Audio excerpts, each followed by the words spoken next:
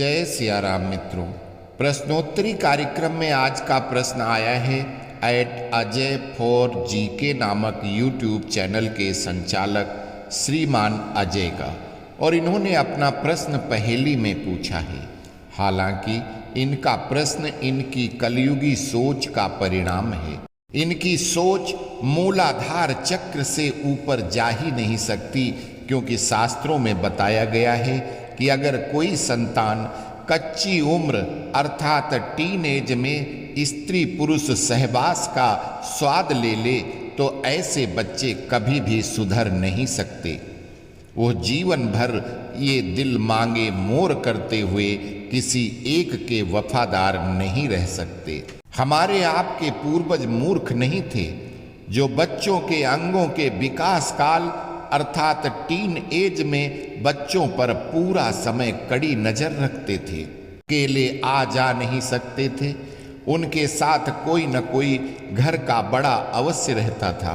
कोई भी बच्ची किसी पुरुष से अकेले में बात नहीं कर सकती थी, भले ही वो पड़ोसी हो या रिश्तेदार। जैसे ही टीन एज पार हो जाती थी, उनकी बुद्धि का थोड़ा विकास हो जाता था और वो अपना भला बुरा सोचने समझने की शक्ति पाने के बाद भी घर वालों की नजरें बच्चों पर ही रहती थी। संयुक्त परिवार में रहने से सभी की पूरे परिवार की बच्चे सुरक्षित रहते थे। बहुएं बेटियां नहीं बिगड़ती थी। पूरे शरीर पर कपड़े पहनने, नजरें नीची करके चलने, अपने काम से काम रखने वाली बेटी से किसी माई के लाल की आज भी हिम्मत नहीं है कि उससे बात भी कर ले। हम लोगों ने मैकाले के सिद्धांत अपनाए, पश्चिमी सभ्यता अपनाई, अपने संस्कार अपनी सभ्यता छोड़ दी, जिसका परिणाम है श्रीमान अजय4GK ऐसे प्रश्न सार्वजनिक धार्मिक चैनल पर पूछने आए हैं। अब चूंकि प्रश्नोत्तरी कार्यक्रम आयोजित किया हुआ है, तो आपके प्रश्न का उत्तर देना भी मेरा कर्तव्य है। अतः आपके प्रश्न का उत्तर शास्त्र प्रमाण के साथ देने की कोशिश कर रहा हूं। अजय साहब का प्रश्न पहेली है। वो है, एक दृष्टि है पर शुक्राचार्य नहीं, जटा है पर शिव नहीं है वो, सृष्टि करता है पर ब्रह्मा नहीं है वो, दीवार खोदता है पर चोर नहीं है वो। बताइए क्या है? श्रीमान अजय कुमार, आप अपना प्रश्न जो किसी के द्वारा बनाई हुई आतुकांत पहेली लाए हो, वो दरअसल अयोध्यापति महाराज दशरथ की दत्तक पुत्री बणिक ऋषि शांतनु और उसकी पत्नी ज्ञानमती की परम विदुषी पुत्री शांता अर्थात भगवान श्री राम की मुंहबोली बहन शांता के पति श्री ऋषि श्रृंग के श्रृंगार शास्त्र के एक श्लोक का अनुवाद मात्र है।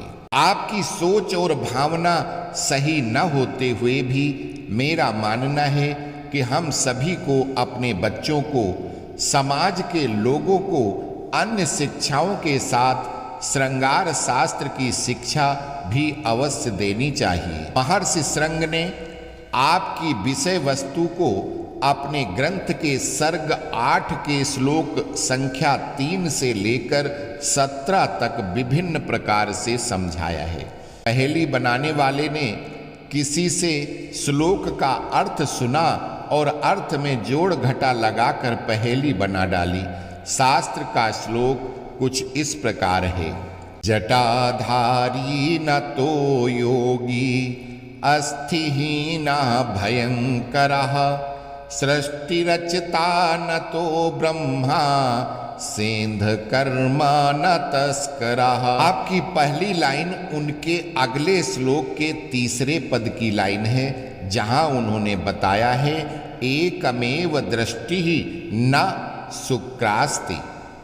वो जटाधारी हैं लेकिन योगी नहीं हैं, उनके शरीर में अस्थियां नहीं हैं, लेकिन वो अपने समय पर बड़े भयंकर रूप में होते हैं। सृष्टि की रचना उनके बिना नहीं होती, लेकिन वो ब्रह्मा नहीं हैं। सेंध कर्म करने वाले अर्थात दीवार को काटने वाले हैं, लेकिन चोर नहीं हैं। आपने चूंकि अगले श्लोक का भी शब्द उठाया है, अतः उसका भी मतलब है कि एक ही दृष्टि है, अर्थात आंख एक ही है, पर शुक्राचार्य अर्थात काने नहीं है।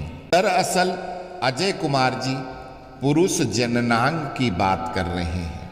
घटाओं से तात्पर्य पुरुष शरीर में शुक्राणु के रक्षण हेतु अंडकोश शरीर के अंदर न होकर बाहर होते हैं, जिससे शुक्राणु सुरक्षित रहते हैं, और उनके रक्षण हेतु वहाँ जो बाल होते हैं उनको आपने जटा की संज्ञा दी है। पुरुष जननांग में कोई अस्थि अर्थात हड्डी नहीं होती, किंतु क्रेज में होने पर जब नसें तन जाती हैं तो वो भयंकर मजबूत हो जाता है।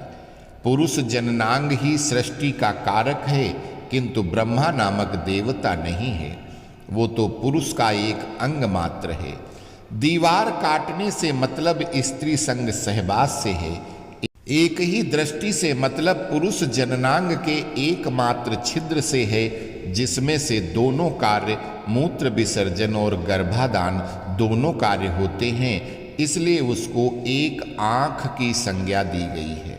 तो कलयुगी यूट्यूबर महोदय, आपके नाम से पता चलता है कि आप सनातन धर्म को मानने वाले माता पिता की ही संतान हैं।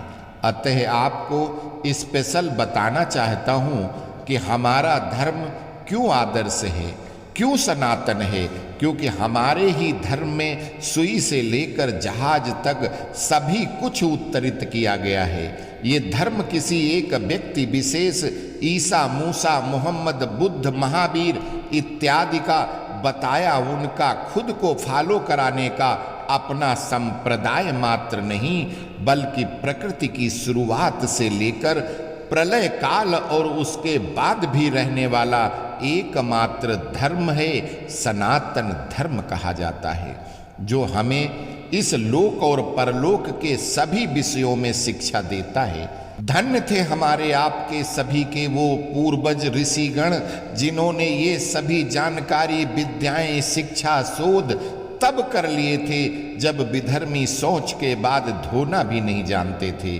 सनातन ज्ञान का भंडार है, बस हम सबने अहिंसा को अपनाकर अपने पौरुष को मार रखा है, और रही सही कसर हमारी सरकारें हमको चतुर्थ श्रेणी नागरिक बनाकर पूरी कर रही है। जरूरत है हम सभी सनातनियों को संपूर्ण एकता की और सरकार को हिंदुस्तान को हिंदू राष्ट्र घोषित करवाने के लिए दबाव बनाने की। तो उम्मीद करता हूं कि आपको आपके प्रश्न का सही उत्तर मिल गया होगा। अस्तु, जय श्री राम।